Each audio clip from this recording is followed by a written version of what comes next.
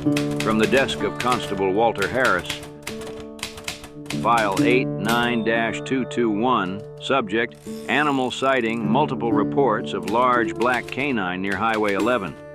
Witnesses describe blue eyes. Animal appears larger than any known wolf. Conservation officers investigated. No tracks located, no scat, no hair samples, no explanation. This matter continues to return to my desk.